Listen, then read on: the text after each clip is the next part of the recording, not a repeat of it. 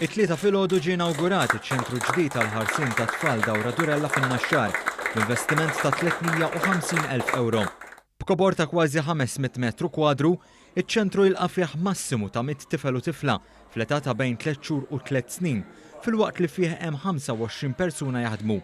Il-manager Dorien Boħaġar spjegat kif iċ-ċentru huwa mibni b'tali mod biex it-tfal jużaw iż-żoni kollha. Għandna xi 9 setturi, 9 areas differenti, waħda minnhom hija l-outside area bil-multisensory reading area u speċifikament huma għandna l-area tal-babies li huma jkunu tfal minn 3 xhur, jibdew minn 3 xhur sa sena u 3 xhur ikun għadhom din l-area. Il-proġett ibbenefika minn 80,000 euro fondi Ewropej tad-diversifikazzjoni.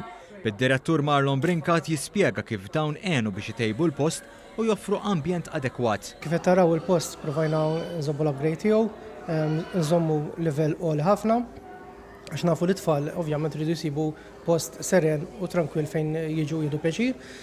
Minħa l-oħra minħa tal-fondi ħadna ammont ta' fondi ta' 80,000 euro biex ovvjament ikun nistgħu nagħmlu dal-proġett. Iċ-ċentru kien infaħħar mill-ġenituri ta' tfal li attendu fih. One News tkellem ma' Daniel Kuxkiri fejn stqar li l-operat huwa wieħed mill-aqwa.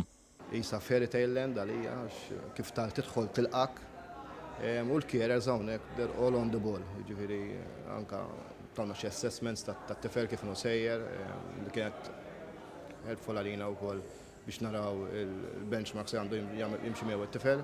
Ma naqas milli jitkellem favur l-inizjattiva tal-Gvern li joffri s-servizzi ta' ċentri għall-ħarsien tat-tfal b'xejn. M'hemmx il-financial burden tagħha. Ġifieri inti tħallas il-bolol, tħallas it-taxxi tiegħek u għandek it-tifel ma tew it-tifla, it's taking care of to a child care. Importanti ħafna llum.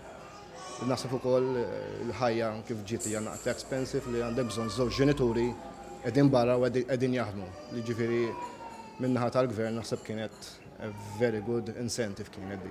Very good incentive kienet. L-inaugurazzjoni saret fil-preżenza tal-Ministru għall-Edukazzjoni u x-Xogħol Evarist Bartolo u s-Segretarju Parlamentari għall Fondi Ewropej u Dialogu Soċjali Aron Farrugia.